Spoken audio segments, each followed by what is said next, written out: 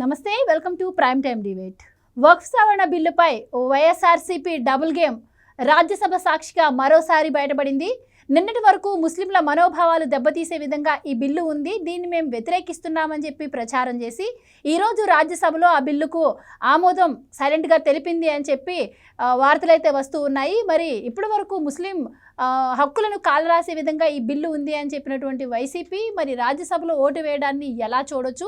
YCP double game రాజకీయాలపై ఇప్పుడు ముస్లిం నేతలు కూడా మండిపడుతున్న పరిస్థితి అయితే చూస్తూ ఉన్నాము. ఇక దీని గురించి మరిన్ని వివరాలు ఈరోజు డిబేట్లో చర్చిద్దాం. మనతో పాటు డిబేట్లో పార్టిసిపేట్ చేసేందుకు స్టూడియోలో ఉన్నారు సీనియర్ జర్నలిస్ట్ సత్యమూర్తి గారు, అలాగే మరో సీనియర్ జర్నలిస్ట్ డివి శ్రీనివాస్ గారు. నమస్కారం సార్. నమస్కారం అండి. నమస్కారం సార్. నమస్తే సార్, వైసీపీ చూస్తుంటే అంటే రాజ్యసభలో మేము బిల్లుకి మద్దతు తెలిపితే ఎవరికి తెలీదు, సైలెంట్గా జరిగిపోతుంది అనుకున్నారా, లేకపోతే అసలు ఏ విధంగా భావించి నిన్నటి వరకు వ్యతిరేకించి ఈరోజు రాజ్యసభలో దానికి అనుకూలంగా ఓటు వేయడాన్ని ఎలా చూడొచ్చు అంటారు? మీరు క్వశ్చన్ కరెక్ట్గానే అడిగారు. తెల్లవారుజామున కదా, అందరిని నిద్రపోతుంటారులే, మనం చేసేది ఎవరికి తెలియదు అనుకున్నారు. అనుకొని ఓటు అనుకూలంగా వేసేశారు. ఇక్కడ వక్ఫ్ చట్టానికి సవరణ బిల్లు తీసుకొచ్చిన నేపథ్యంలో వైఎస్ఆర్ కాంగ్రెస్ పార్టీ మొదటి నుంచి కూడా డబుల్ స్టాండర్డ్సే చెప్తుంది. మొత్తం అంటే వాళ్ళు మొదటి నుంచి కూడా అంటే వాళ్ళకి ముస్లింల ఓట్లు కావాలి, మాకు కావాలి అంటే ముస్లింల ఓట్లే కానీ ముస్లింల ఆర్థిక అభివృద్ధి అక్కర్లేదా, ముస్లింల సంక్షేమం అక్కర్లేదా, ముస్లింల బాగోగులు అక్కర్లేదా, నీకు వాటితోటి నీకేం సంబంధం లేదా? లేదు సార్, అంటే ఆ బిల్లు కరెక్ట్గా ఉందని వైసీపీకి తెలుసు, కానీ నిన్నటి వరకు వ్యతిరేకించి కరెక్ట్గా ఉందని చెప్పి ఈరోజు ఓటేసిందండి. అదే ఎగ్జాక్ట్లీ కరెక్ట్ చెప్పారు. ఆ చట్టం ఎందుకు తెచ్చారో తెలుసు.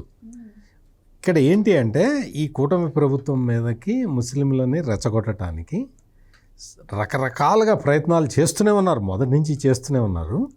చేసి ఈ బిల్లుకి సంబంధించి తెలుగుదేశం పార్టీ డైరెక్ట్గా చెప్పింది, మాకు ఇదిగో ఈ సవరణలు చేస్తే, మీరు ఈ తీసుకొచ్చే బిల్లులో ఈ సవరణలు చేస్తే మేము మీకు సపోర్ట్ చేస్తామని చంద్రబాబు నాయుడు క్లియర్ కట్గా చెప్పాడు. అదే ప్రకారం వాళ్ళు సవరణలు ప్రతిపాదిస్తే మొత్తం సవరణలన్నీ కూడా జాయింట్ పార్లమెంటరీ కమిటీ యాక్సెప్ట్ చేసింది. మొత్తం దాదాపుగా 4 సవరణలని యాక్సెప్ట్ చేశారు. అవి కూడా మామూలు సవరణలు కాదు, కీలకమైన సవరణలు. ముస్లిముల ప్రయోజనాలని కాపాడే వీలుగా సవరణలు చేసి ఈ సవరణలు కోసం పట్టుబడుతున్నామంటే ఆ సవరణలని ఎన్డీఏ ప్రభుత్వం యాక్సెప్ట్ చేసింది.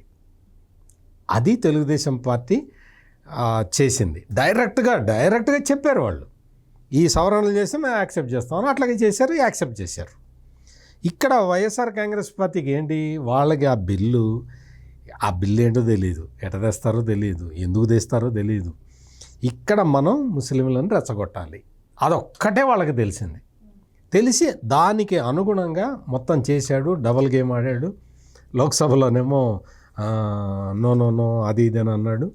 తర్వాత రాజ్యసభకు వచ్చేటప్పటికి ఇప్పుడు లోక్సభలో తెలుగుదేశము మద్దతు ఇవ్వక్కర్లా, వైసీపీ మద్దతు ఎక్కువ, ఎవరు మద్దతు ఇవ్వక్కర్లా, బీజేపీ ఆటోమేటిక్గా బిల్లు యాక్సెప్ట్ చేసుకోగలుగుతుంది. ఎందుకంటే అంత బలం ఉంది అక్కడ బీజేపీకి. అందుకని తెలుగుదేశం సపోర్ట్ చెయ్యకపోయినా బిల్లు ఓకే అయిపోతుంది. లోక్సభకి అసలు ఎటువంటి ఇబ్బంది లేదు. ఇబ్బంది ఉన్నది రాజ్యసభలో ఈ జగన్మోహన్ రెడ్డి లాంటి అవకాశవాదులు స్ట్రిక్ట్గా ఉంటే పరిస్థితి వేరుగా ఉండేది. మరి జగన్మోహన్ రెడ్డి బిల్లుకి అనుకూలంగా ఓటేయండి అని చెప్పేశాడు. మొత్తం అందరూ ఓటేసేసారు రాజ్యసభలో. ఓటేసిన తర్వాత ఓటు వేయటం అంతా అయిపోయిన తర్వాత తెల్లవారుజామున 6 7 విప్పిచ్చాడు. అప్పటికి రాజ్యసభ వాయిదా కూడా పడిపోయింది. అప్పుడు విప్పిచ్చాడు సీరియస్గా, మీరందరూ బిల్లుకు వ్యతిరేకంగా ఓటు వేయాలి అని విప్పిచ్చాడు. ముందరే విప్పిస్తే సాక్షి పేపర్లో అన్నా రావాలి కదా. ఇంకా మిగిలిన పేపర్లో పక్కన పెట్టండి. సాక్షి పేపర్లో అంటే ప్రింట్ అవుతుంది, 12 గంటకో 8 ప్రింట్ అవుతుంది కదా. మరి సాక్షి పేపర్లో వేయాలి కదా. బోర్డు ముస్లిం వక్ఫ్ బోర్డు చట్టానికి మీరు ఆ బిల్లుకి మీరు వ్యతిరేకంగా ఓటు వేయండి అని గౌరవనీయులైన పార్టీ అధ్యక్షులు వారు వైఎస్ జగన్మోహన్ రెడ్డి గారు విప్పు జారీ చేశారు అనేదో చెప్పాలి కదా. అంటే పార్టీ అధ్యక్షుడు చేయలేండి, పార్లమెంటరీ పార్టీ లీడర్ చేస్తాడు. మరి అట్లా విప్ ఇవ్వాలి కదా ఆయన పేరు మీద, ఇవ్వలా. తర్వాత ఓటింగ్ అంతా అయిపోయి లోక్సభ మొత్తం వాయిదా కూడా పడిపోయింది. అప్పుడు తీసుకొచ్చి విప్పు ఇది విప్పు మీరందరూ వ్యతిరేకంగా ఓటేయండి అని ఇస్తాడు. అంటే ఇంత నాటకాలు అవసరమా జగన్మోహన్ రెడ్డి? నీ తుచ్చమైన రాజకీయాల కోసం ఇంత చేసావు, నిన్నెవరన్నా ముస్లింలు నమ్ముతారా? అందుకని జగన్మోహన్ రెడ్డి చేసే ఇటువంటి డ్రామాలు ప్రజలకు అలవాటైపోయినాయి. రైట్ సార్, మేము ఈ బిల్లుకు వ్యతిరేకం అని చెప్తూనే మరి ఈరోజు రాజ్యసభలో మద్దతు పలకడాన్ని మీరెలా చూస్తారు? మీ అభిప్రాయం ఏంటి దీనిపైన? అంటే జగన్ మోడస్ ఆపరండి అదే. ఏది జగన్ చేసే ప్రతి పని వెనక ఒక దొంగ నాటకం ఉంటుందన్నమాట. తను బయటికి చెప్పేది ఒకటి, లోపల చేసేది ఒకటి కదా. ఆయన వ్యాపారంలోనూ అంతే, ఆయన రాజకీయంలోనూ అంతే, ఆయన కుటుంబంలో కూడా అంతే. అంటే జగన్ మోసానికి గురిగానాళ్ళు అంటూ ఎవరు లేరు. కుటుంబ సభ్యుల్ని మోసం చేశాడు, ఇప్పుడు ముస్లింలను మోసం చేశాడు. ఏది ముస్లిం మైనారిటీలని తెలుగుదేశం పార్టీకి దూరం చేయడం కోసం గత 3 రోజులు 4 రోజులుగా వీళ్ళు రకరకాల కథనాలు, వాళ్ళ మీడియాలో వాళ్ళ ప్రకటనలు. మిథున్ రెడ్డి కూడా మాట్లాడాడు మొన్న, ఏంటి వాళ్ళ తెలుగుదేశం పార్టీ దీనికి సపోర్ట్ చేస్తోందని. అసలు సుబ్బారెడ్డి కూడా మాట్లాడినట్టున్నాడు. సుబ్బారెడ్డి కూడా సపోర్ట్, చాలా అసలు తెలుగుదేశం గురించి చాలా చెప్పాడు సుబ్బారెడ్డి రాజ్యసభలో. సుబ్బారెడ్డి మాట్లాడుతూ అతను ఏమంటాడు, అవర్ తెలుగుదేశం పార్టీ అంటాడు. అవర్ తెలుగుదేశం పార్టీ ఏంటి? Our Telugu Party stands, sir. The Telugu Party, by supporting the bill, has shown its true face. But TDP, it is politics for our principles, our country and power, our promise, sir. Today they have lost the trust of 50 lakh Muslim in Andhra Pradesh. Sir, honorable spoke. Reddy साहब, वैसे तो पढ़ने की अनुमति नहीं है, आपको अनुमति दे रखी है. दूसरे दल के बारे में नहीं, केवल इस विधेयक के बारे में बोली. ठीक है, sir. ఎలా కొట్టాడు? మామూలు దెబ్బ కొట్టాడు ఆయన. స్పీకర్ స్థానంలో ఉన్న ఆయన, రెడ్డి సార్ మీరు మీ పార్టీ సంగతి చెప్పండి, పక్క పార్టీ సంగతి కాదు, మీరు ఊరికే చదవటం కాదు మాట్లాడండి అని గడ్డి పెట్టిన ఉదంతం. అంటే అవర్ తెలుగుదేశం పార్టీ అంటాడేంటి? అంటే ఆల్రెడీ ఆయన కూడా చేరిపోయాడా? విజయసాయి రెడ్డి ధోకా ఇచ్చినట్టే సుబ్బారెడ్డి కూడా ధోకా ఇచ్చాడా? అంటే యాక్చువల్గా అమ్మా ఇప్పుడు రాజ్యసభలో 253 మంది బలం ఉంది, నీకు ఒక 13 మంది హాజరు కాల. ఏది ఇవాళ ఎందుకు హాజరు కాలేదు? అసలు హాజరైన వాళ్ళల్లో ఏ పార్టీ వాళ్ళు ఎంతమంది, హాజరు కాని 13 మంది ఏ పార్టీ వాళ్ళు? ఇప్పుడు ఇతను విప్పు సత్యమూర్తి గారు చెప్పారు, ఎప్పుడు జారీ చేశాడు విప్పు? నిన్న పొద్దున్న జారీ చేయాల్సింది అయిపోయిన తర్వాత ఓటింగ్ ఇవాళ పొద్దున్న జారీ చేస్తే అక్కడే అతని యొక్క నిబద్ధత అర్థమైపోలా. అంటే ఇవాళ 11 మంది అతను రాజ్యసభ సభ్యుల్లో 4 పోయారు. ఇప్పుడు ఎంతమంది ఉన్నారు? 7కి కూడా అతను విప్పు జారీ చేయకపోవటం. బీజేడీ ఉందండి, బిజు జనతా దళ్, నిన్నటిదాకా వ్యతిరేకించింది. పొద్దున సమావేశం ప్రారంభం కాగానే ప్లేట్ మార్చింది, యూటర్న్. ఏది బిజు జనతాదళ్ యూటర్న్ ఏమని తీసుకుంది? ఆత్మ ప్రబోధానుసారం ఓటేయండి అంది. ఆత్మ ప్రబోధానుసారం ఓటేయమంటే వాళ్ళల్లో ఎవరో ఒక ముస్లిం ఉన్నాడు, వాళ్ళకి 4 ఏమో ఉంటే ముజీబుర్ ఖాన్, అతను ఓటేసాడో లేదో తెలియదు, 3 మాత్రం అనుకూలంగా ఉంటాయి. అంటే ఇప్పుడు యాక్చువల్గా వీళ్ళకి ఎన్ని రావాలి? వాళ్ళకేమో 88 రావాలి. కాంగ్రెస్ ఆధ్వర్యంలో ఇండియా కూటమికి ఎన్ని వచ్చాయి? 95 వచ్చాయి. అంటే 7 ఎక్స్ట్రా పడ్డాయి. వాళ్ళకి రావాల్సిన దానికన్నా 7 ఎక్స్ట్రా పడ్డాయి. ఎవరి ఆ 7 అని చూస్తే బీఆర్ఎస్ వేసిందంట, అన్నా డిఎంకే వేసిందంట, 4, 3, 7 వాళ్ళవి అంటున్నారు. ఈ 7 ఎట్టేశారు ఓటు. ఆ 13 మందిలో వీళ్ళు ఉన్నారా? ఓటు వేయని 13 మందిలో ఈ 7 ఉన్నారా? లేదు ఈ 7 బీజేపీకి మద్దతుగా వేశారా? ఎందుకంటే వాళ్ళకు రావాల్సిన ఓట్ల కన్నా 3 పెరిగాయి. 125 రావాలి. ఏది అటు బీజేపీ కావచ్చు, శివసేన కావచ్చు, జేడీయూ కావచ్చు, తెలుగుదేశం కావచ్చు, మిత్రపక్షాలన్నీ ఎన్డీఏ. అంటే జంప్ ఏది వీళ్ళంతా కూడా జంప్ అయ్యారు. పైపెచ్చు అసలు సుబ్బారెడ్డి మాట్లాడుతూ తెలుగుదేశం పార్టీ గురించి ఎందుకు ఆయనకి ఆయన చెప్పాల్సింది ఆయన ఏడవాలి కదా. వైఎస్ఆర్ కాంగ్రెస్ పార్టీ స్టాండ్ చెప్పకుండా తను రిప్రజెంట్ చేస్తున్న పార్టీ ఏదని అడిగాడు. మీ పార్టీ ఏదన్నా, మీరు వైఎస్ఆర్ కాంగ్రెస్ పార్టీ జగన్ గురించి మాట్లాడండి, జగన్ స్టాండ్ చెప్పండి, కానీ తెలుగుదేశం స్టాండ్ చెప్పడం ఎప్పటి నుంచి ప్రారంభించాడు సుబ్బారెడ్డి? వాళ్ళు అతను తెలుగుదేశం పార్టీ పార్లమెంటరీ పార్టీ నాయకుడా లేకపోతే వైసీపీ పార్లమెంటరీ పార్టీ నాయకుడా? అంటే వీళ్ళకి అసలు ఎటువంటి స్టాండు లేదు. ఒకటే ఒక స్టాండ్. ఏం స్టాండ్? జగన్ స్టాండ్ అవకాశవాదం, జైలు స్టాండ్. Jail stand. ఇప్పుడు జైలుకి వెళ్లకుండా ఉండాలి, సిబిఐ కేసులు కదలకూడదు, ఈడీ కేసులు కదలకూడదు, అవినాష్ రెడ్డి వివేక హత్య కేసులో బయటే ఉండాలి, బెయిల్ క్యాన్సిల్ కాకూడదు. అంటే జగన్ స్టాండ్ ఆ రెండే, జైల్ బెయిల్. తను జైలుకి వెళ్ళకూడదు, తమ్ముడు బెయిల్ నిలబడాలి. మరి డబుల్ స్టాండర్డ్ అంటావా ఏంటి నువ్వు దీన్ని? అతను తన స్టాండర్డ్కి తను న్యాయం చేసుకున్నాడు. లోక్సభలో ఒక రకంగా, రాజ్యసభలో ఒక రకంగా, లోపల ఒకటి బయట ఒకటి. లోపల బయట బాగా ఆడతాడు. ఏది మనాడు లోపల బయట బాగా ఆడతాడు అనమాట. పబ్జీయా? ఇవాళ జగన్ పబ్జీ దెబ్బకి రాజ్యసభ గుమ్మైపోయిందా? Right sir. మాట మాట్లాడితే విలువలు విశ్వసనీయత అంటాడు, మాట తప్పును మడం తిప్పును అంటాడు. అంటే గతంలో కూడా ఇదే తరహాలో ఏదో ఎన్సీసీ అలాగే ఎన్ఆర్సీ బిల్లులకు కూడా వ్యతిరేకించి ఆ తర్వాత మద్దతు చెప్పింది అని కూడా ఇప్పుడు ప్రచారంలోకి వస్తున్న పరిస్థితి. సో ఈయన వైఖరి ఏదైతే ఉందో జాతీయ స్థాయి మీడియాల్లో కూడా ప్రసారం చేస్తూ ఉన్నారు. ఎవరైతే ఈ బిల్లును వ్యతిరేకిస్తారో వాళ్ళందరూ కూడా వైసీపీ తీరుని ఎండగడుతున్నారు అంటున్నారు. సో ఎలా చూడొచ్చు అంటారు? జగన్మోహన్ రెడ్డి గారు ఈ విధంగా చేస్తూ పనులు బయటకు వచ్చి నీతులు మాట్లాడుతూ ఉంటారు. అందుకనే మీరు ఈ క్వశ్చన్ వేస్తారని తెలిసే ఆయన నేను మాట తప్పను మడమ తప్పను అన్న ఇది ఇప్పుడు వాడట్లా. మీరు ఇట్లా అడుగుతారని తెలిసి ఆయనకు కూడా తెలుసు. అందుకనే మాట తప్పను మడమ తిప్పను, నేను రాజశేఖర రెడ్డి బిడ్డను, ఇటువంటి మాటలు మాట్లాడాల జగన్మోహన్ రెడ్డి. ఇప్పుడల్లా ఏంటి అంటే డివిఎస్ గారు చెప్పినట్టు జైలు బెయిలు ఈ రెండు చాలా సేఫ్గా అట్లా చూసుకోవాలి అన్న ఒక్క తాపత్రయం తప్ప ఈ జగన్మోహన్ రెడ్డికి ముస్లింల గురించి పట్టింపు లేదు, క్రిస్టియన్ల గురించి పట్టింపు లేదు, ఎవ్వరి గురించి అసలు ఆయన ఆలోచించే అంత టైం కేటాయించడు. ఆయన ఇప్పుడు ప్రస్తుతం ఆయన జగన్మోహన్ రెడ్డి బాగా ఆలోచిస్తున్నది ఏంటి అంటే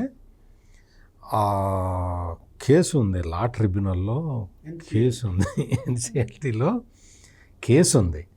ఆ కేసు ఎవరి మీద వేసాడంటే వాళ్ళ అమ్మ మీద వేసాడు. వాళ్ళ అమ్మ ఇప్పుడు ఇతను అప్పుడు ఏదో పొరపాటున గిఫ్ట్గా రాసి ఇచ్చిన షేర్లన్నీ తీసేసుకుంటుందా తీసేసుకోదా, వాటిని ఎట్లా అడ్డుకోవాలి, తల్లిని ఏ విధంగా ఆపాలి, తల్లిని ఏ విధంగా అంటే సెంటిమెంట్ కూడా దాటి బయటకు వచ్చాడు. బయటికి వచ్చి ఆమె అబద్ధాల కోరని చెప్పేస్తున్నాడు. మొత్తం నా తల్లి అన్ని అబద్ధాలు చెబుతున్నది, నా తల్లి నన్ను మోసం చేస్తున్నది, నా తల్లి కరెక్ట్గా, నా తల్లి నా పక్షాన లేదు, నా తల్లి ఇంకెవరి పక్షాన ఉన్నది అని రకరకాలుగా అఫిడవిట్లు ఫైల్ చేస్తున్నాడు జగన్మోహన్ రెడ్డి. అందులో బిజీగా ఉన్నాడు. ఇక్కడ ముస్లింలు ఏమైపోయినా, క్రిస్టియన్లు ఏమైపోయినా జగన్మోహన్ రెడ్డికి ఎటువంటి సంబంధం లేదు. ఆయన అసలు వీళ్ళ గురించి ఆలోచించాలి. ఆయన ఆలోచిస్తున్నదల్లా నేషనల్ లా ట్రిబ్యునల్లో తన తల్లి మీద ఎట్లా గెలవాలి, తన తల్లి ఫ్రాడ్ చేసింది అని ఎట్లా నిరూపించాలి అనే దాని మీద చాలా తీవ్రంగా లాయర్లతో కూడా చాలా మాట్లాడుతూ ఉన్నాడు. అందుకని జగన్మోహన్ రెడ్డి ఆ పనిలో బిజీగా ఉన్నాడు. ఈరోజు దానిపైన వాళ్ళ చెల్లెలు షర్మిల గారు కూడా విలువలు విశ్వసనీయతపై పెద్ద కౌంటరే ఇచ్చారు. ఏమిచ్చినా ఇప్పుడు తల్లి ఓడిపోవాలి. ఎవరిని కోరుకుంటారా ఈ కోరిక? తల్లి ఓడిపోవాలి, తండ్రి చచ్చిపోవాలి అని ఎవడన్నా కోరుకుంటాడా? అది మన ప్రత్యేకత. ఇక్కడ మనం చెల్లి ఆస్తులు మింగేయాలి ఎవడన్నా కోరుకుంటాడా? మన ప్రత్యేకతని మనం నిలబెట్టుకోవాలన్న తాపత్రయంలో ఉన్నాడు జగన్మోహన్ రెడ్డి. ఇక్కడ ఇవన్నీ ఇప్పుడు అసలు అది పార్టీనా? Is it a political party? ఒక స్టాండ్ ఉండాలి కదా, నువ్వు స్టాండ్ మీద నిలబడు. ఎస్, నేను ఈ వక్ఫ్ సవరణ బిల్లుకి నేను వ్యతిరేకం అని స్టాండ్ తీసుకో, నువ్వు నిలబడు. చంద్రబాబు నాయుడు సపోర్ట్ చేశాడు కదా, నువ్వు వ్యతిరేకించు. నీకు ఆ దమ్ము లేదు, ఈ దమ్ము లేదు. నువ్వు డైరెక్ట్గా చంద్రబాబు నాయుడు ఏం చేశాడు, నేను సవరణలు తీసుకొస్తా, ఆ సవరణల్ని ఇదిగో ఈ సవరణలు ఒక 3-4 సవరణలు పెట్టాడు, వీటిని మీరు చట్టంలో పొందుపరచండి. ఇప్పుడు కలెక్టర్ కన్నా ఉన్నత స్థాయి అధికారం ఉండాలి అని చెప్పింది ఎవరు చెప్పారు? చంద్రబాబు చెప్పాడు. స్పష్టమైనటువంటి సవరణలు చంద్రబాబు చేసినవి ఇవాళ వాళ్ళు ఆమోదించారు. 5 సవరణలు అంటే ముస్లింల పట్ల ఎవరికి నిబద్ధత ఉంది, వక్ఫ్ భూములను కాపాడాలన్న ఆలోచన ఎవరికి ఉంది? వైసీపీకి కూడా నిబద్ధత ఉంటే వాళ్ళు కూడా కొన్ని సవరణలు యాడ్ చేసుకోవచ్చు, ముస్లింలకు మేలు కలిగేలాగా ఆ బిల్లు ద్వారా వాళ్ళు చెయ్యొచ్చు. వాళ్ళకి అసలు దీనికి ఆయన అంటే అలా తల్లి కేసు చేస్తే మళ్ళీ బీజేపీ కోపం వచ్చుదని కదా, మళ్ళీ బెయిల్ రద్దు అవుతుంది, రిస్క్ ఫేస్ చేయాలి మనకి. డైరెక్ట్గా అడిగితే ఎట్లా? ఇదంతా దొంగ వ్యవహారం కదా. ఏది లోన పిరికి ఎలి పిరికి అంటారు దీన్ని. నీకు మామూలుగా మన పల్లెటూరు భాషలో చెప్పాలంటే లోన పిరికి ఎలి పిరికి. ఎలి అంటే బయట కూడా పిరికి అన్నమాట. అయితే సింహం సింగిల్గా వచ్చుదంటాడు. ఇది సింహమా చిట్టెలుక? ఇవాళ ఈ రాజ్యసభలో మరోసారి బయటపడిన పరిస్థితుల్లో ఇప్పుడు ఓవైసీ 14 మీటింగులకు వెళ్ళాడు, డీకే అరుణ 12 మీటింగులకు వెళ్ళింది, జేపీసీ మీటింగ్లకి. కృష్ణదేవరాయలు 11 మీటింగులకు వెళ్ళాడు. జాయింట్ పార్లమెంటరీ కమిటీ మీటింగులు పెడితే ఈ పార్టీలు వాళ్ళు తెలుగుదేశం తరఫున 11 మీటింగులకు వెళ్ళారే. వైసీపీ వాళ్ళు ఎన్ని మీటింగులకు వెళ్ళారు? 2-3 మీటింగ్లు, 4 మీటింగులకు వెళ్ళారు. విజయసాయిరెడ్డి అటెండ్ అయింది 4 మీటింగులు అంట. అంటే వీళ్ళకి అసలు ఉందా?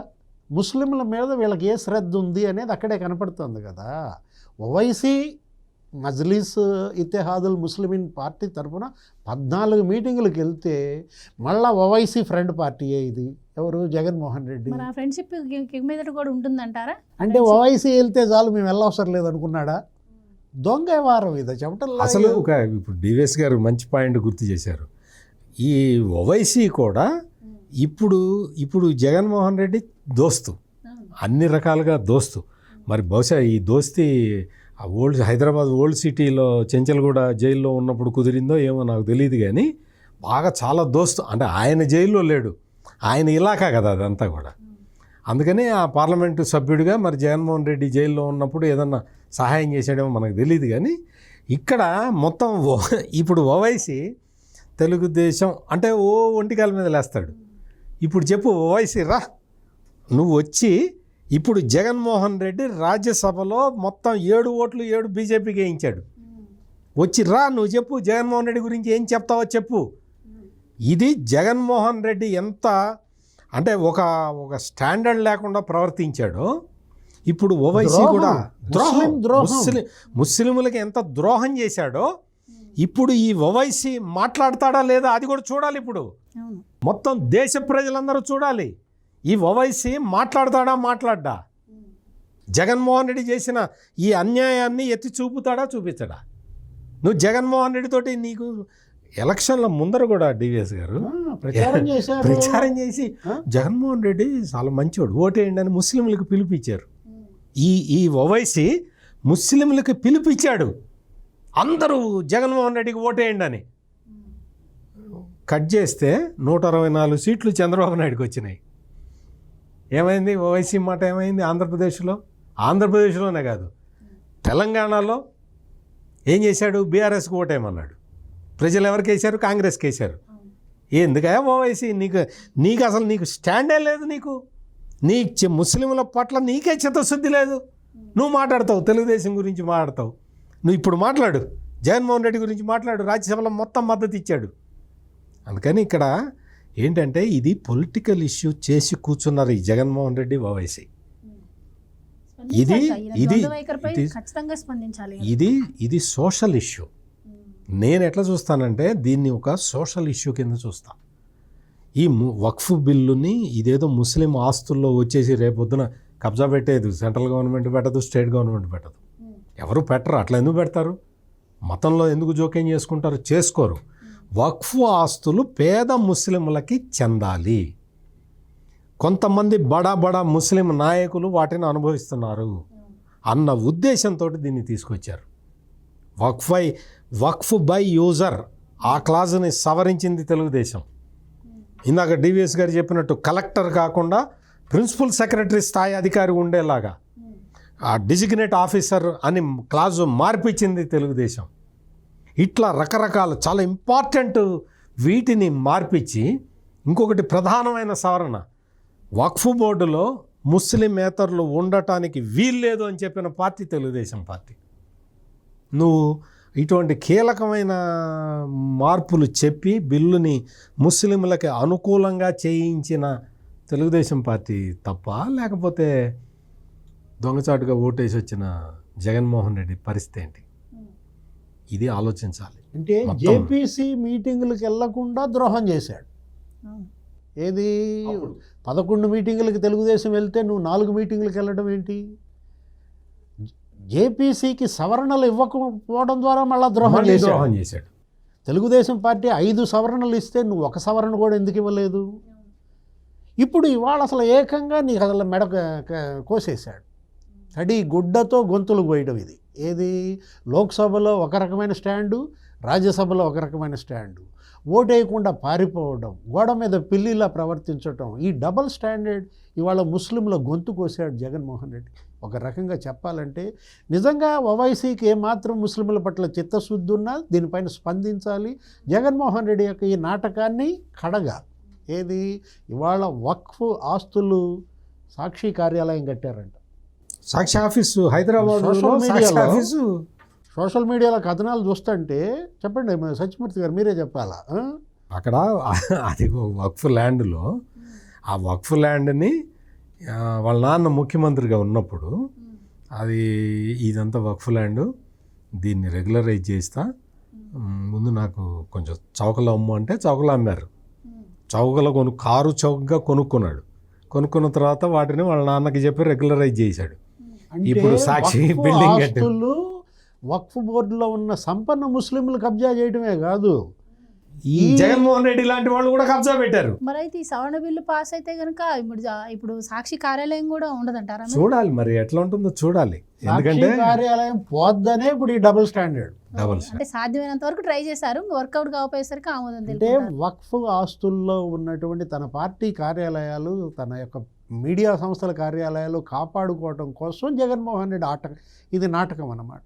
అతనికి ఏది లేదమ్మా, కేవలం జగన్మోహన్ రెడ్డికి 2 ఏంటి, మళ్ళీ జైలు బెయిల్ అనబాక. జగన్మోహన్కి 2 ఏంటి, ఆస్తులు, అధికారం. ఈ రెండిటి కోసం దేనికైనా తెగిస్తాడు. సార్ సాధ్యమైనంత వరకు ఆయన ఎక్కడ ఛాన్స్ దొరికినా కూడా ఈ మత కలహాలు రెచ్చగొట్టేందుకు ముందడుగు వేస్తూనే ఉన్నారు. ఈవెన్ మొన్నటి వరకు పాస్టర్ ప్రవీణ్ గారిది చూసాము. ఇప్పుడు ఈ విషయంలో తీరా ఈ 4 రోజులలో కూడాను మేము వ్యతిరేకం అని చెప్పి ఎవరైనా రెచ్చిపోయి గొడవలు పడి మత కలహాలు రేగితే ఏంటి, మరి తీరా వచ్చేసరికి బిల్లుకు ఆమోదం తెలిపారు. అంటే ఈ గ్యాప్లో మత కలహాలు ఏమైనా చెలరేగితే ఎవరు రెస్పాన్సిబిలిటీ? ఎందుకు జగన్మోహన్ రెడ్డి గారు ఈ విధంగా ప్రయత్నాలు చేస్తున్నారు? 2 చెప్పా నీకు. అధికారం కోసం దేనికైనా తెగిస్తాడు అనే దాంట్లో ఇది వేసేసుకో. ఇది ఆ లిస్టులో వేయాలి. ఏది మత కలహాలు రెచ్చగొట్టడం, కుల విద్వేషాలు రెచ్చగొట్టడం, కాపు కమ్మ మధ్య చిచ్చు పెట్టడం, లేదు క్రైస్తవ హిందూ మధ్య చిచ్చు పెట్టడం. ఆ పాస్టర్ మరణాన్ని అడ్డం తీసుకుని ఎలా రెచ్చగొట్టారు? ఎవరు వాళ్ళు? YSR Congress party Christian cell పాస్టర్లకు అక్కడ ఏం పని? అతను ఎవరో నిన్న చూపించారు మన సత్యమూర్తి గారు, ఎవరు అతను? జాన్ లింగం. అరే అసలు ఆ మాటలేంటి? పాస్టర్ ముసుగు తీసేస్తే నాకన్నా రౌడీ లేడు అంటాడు. బైబిల్ పక్కన పెడితే 5 నిమిషాల్లో మొత్తం అందరిని వేసేస్తాట. కానీ ఏం చేసినా కూడా వైసీపీ మొత్తం బూమరాంగ్ అవుతుంది.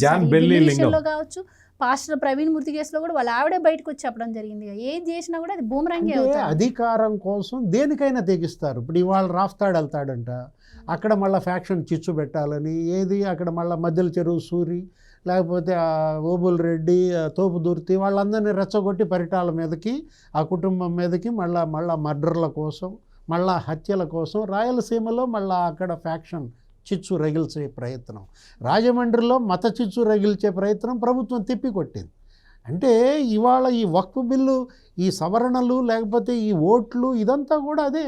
ఏది ఒక రకమైన డ్రామా, ఒక రకమైనటువంటి నాటకం అన్నమాట. ఇప్పుడు రెండో అంశం ఏం చెప్పాను, ఆస్తుల కోసం దేనికైనా తెగిస్తాడన్న. అది ఇందాకే సత్యమూర్తి గారు చెప్పారు.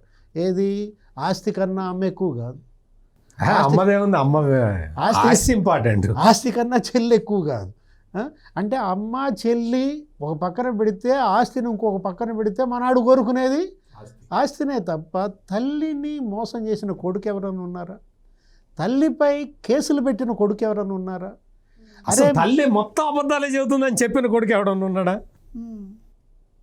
అంటే ఇవాళ విజయమ్మ పరిస్థితి, ఏ తల్లికి ఇలాంటి బిడ్డ పుట్టకూడదని ఒక తల్లి కోరుకునే పరిస్థితి తెస్తున్నాడంటే, ఏ చెల్లికి ఇలాంటి అన్న దాపరించకూడదని ఆ చెల్లెళ్ళు శపిస్తున్నారంటే, ఇవాళ షర్మిల ప్రెస్ మీట్ పెట్టింది. షర్మిల ప్రెస్ మీట్ పెట్టి వాళ్ళు ఏం మాట్లాడింది, ఒకటే మాట అందన్నమాట, అమ్మ మీద కేసు పెట్టిన కొడుకుగా మిగిలిపోతాడు అంటూ.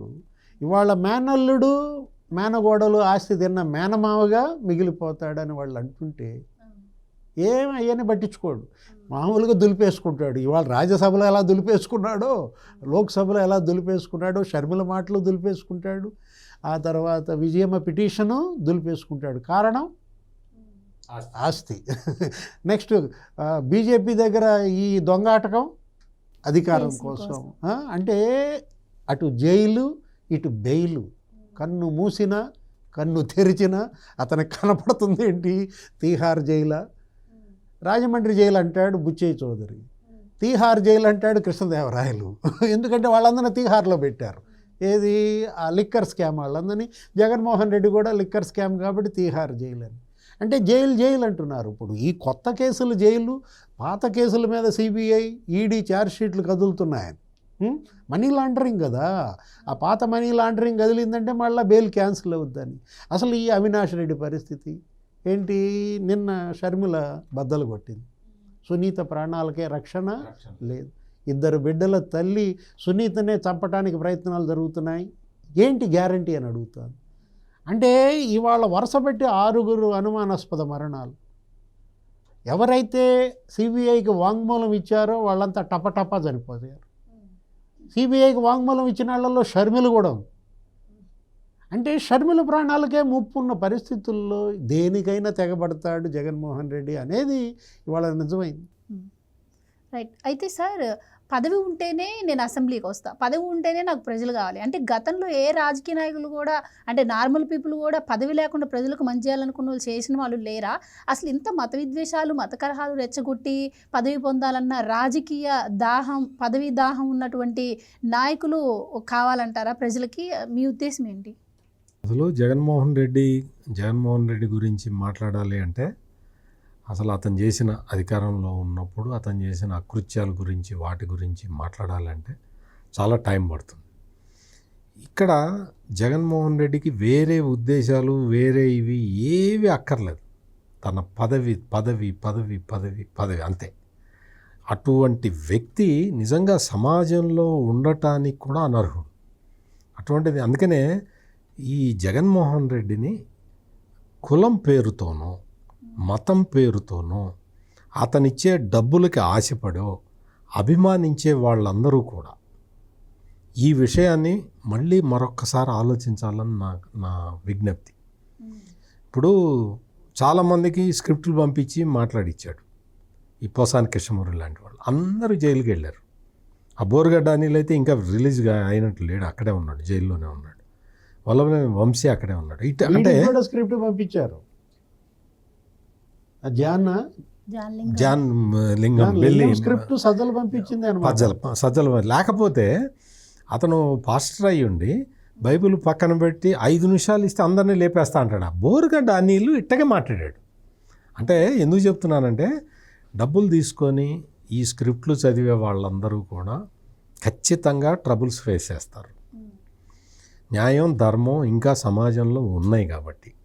అదేవిధంగా ఈ మొత్తం అంటే జగన్మోహన్ రెడ్డిని మతం పేరుతోటి అభిమానించే వాళ్ళందరూ కూడా, వాళ్ళు ఒక్కసారి పాస్టర్ ప్రవీణ్ వైఫ్ రిలీజ్ చేసిన వీడియో సందేశాన్ని ఒక్కసారి చూడండి. చూసి మతాన్ని వాడుకునే వాళ్ళని ఆమె చాలా నిశితంగా విమర్శించింది. Pastor Praveen wife Jessica Praveen తమ్ముడు వాళ్ళిద్దరూ కూడా ఈ మతాన్ని రాజకీయంగా వాడుకోవటాన్ని తీవ్రంగా ఖండించారు. అంటే జగన్మోహన్ రెడ్డిని ఖండించారు. జగన్మోహన్ రెడ్డి వేస్తున్న వేషాలని వాళ్ళు గ్రహించి వాళ్ళు ఖండించారు. రాష్ట్ర ప్రభుత్వం చేస్తున్న విచారణ మీద మాకు నమ్మకం ఉంది అని జెసికా క్లియర్ కట్గా చెప్పింది. ఇది జగన్మోహన్ రెడ్డిని అభిమానించే క్రైస్తవులు ఎవరన్నా ఉంటే వాళ్ళు తెలుసుకోవాల్సిన విషయం. అదేవిధంగా ఈ ముస్లింలని రెచ్చగొట్టే విధానం, జగన్మోహన్ రెడ్డిని ఎవరన్నా ముస్లింలు వాళ్ళు అభిమానించే వాళ్ళు ఎవరన్నా ఉంటే ఈ రోజున జగన్మోహన్ రెడ్డి చేసిన పని ఏంటి ఒక్కసారి చూడండి. రాజ్యసభలో జగన్మోహన్ రెడ్డి ఏ విధంగా ప్రవర్తించాడు, లోక్సభలో ఏ విధంగా ప్రవర్తించాడు, ఎట్లా చేశాడు, ఈ వక్ఫ్ బిల్లుని ఏ విధంగా దొడ్డిదోవని ఎట్లా సపోర్ట్ చేశాడు.